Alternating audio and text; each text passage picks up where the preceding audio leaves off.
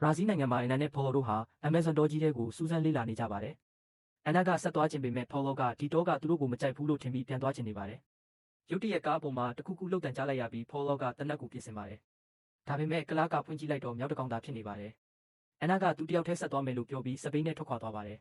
။လှုပ်ဝက်ဆန်းကျဲတဲ့လူနှစ်ယောက်ကသူမကိုတွေ့ပြီးလိုက်ဖမ်းဖို့လှေထဲတက်ကြပါတယ်။ရုတ်တရက်လှေအောက်ကိုတခုခုတိုက်မိပြီးလူတယောက်ရေထဲကျသွားပါတယ်။အဲ့ဒီအချိန်မှာအန်နာခန့်တဲ့မွေကြီးထွက်ပေါ်လာပြီးသူ့ကိုဖမ်းဆီးသွားပါတယ်။ American California မှာတောက်ဆိုတဲ့ဗီဒီယိုရိုက်ကူးသူဟာ Monster ဇာတ်လမ်းတစ်ခုပြောနေပါတယ်။ဒါပေမဲ့ဖောက်တယ်တွေကမင်္ဂလာပွဲဗီဒီယိုသာလိုချင်ကြောင်းသတိပေးပါတယ်။ Background actor Griff ကကိုးစာကြောင်းနည်းနည်းကိုမိုက်လုပ်ချင်ပေမဲ့ Director ကရိုးရိုးပဲလုပ်ခိုင်းပါတယ်။ Griff က1998ခုနှစ်ကအန်နာခန့်တဲ့ရုပ်ရှင်ပိုစတာကိုမြင်ပြီးကြောက်စီကအလုပ်ရထားတယ်ဆိုတာဂုဏ်ယူပါတယ်ဆိုတဲ့ message ရလာပါတယ်။ကြောက်ရဲ့ boss က horror စကားအကြောင်းမပြောသင့်ဘူးလို့ဆိုပြီး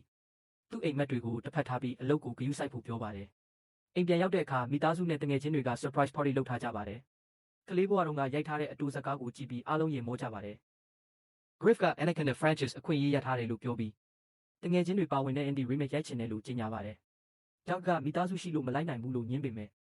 နောက်ဆုံးမှာသူ့အိမ်မက်ကိုမဖြစ်မနေလိုက်ချင်လာပါတယ်။သူတို့အဖွဲ့ဘရာဇီးမြို့လေးတစ်မြို့ကိုရောက်ပြီး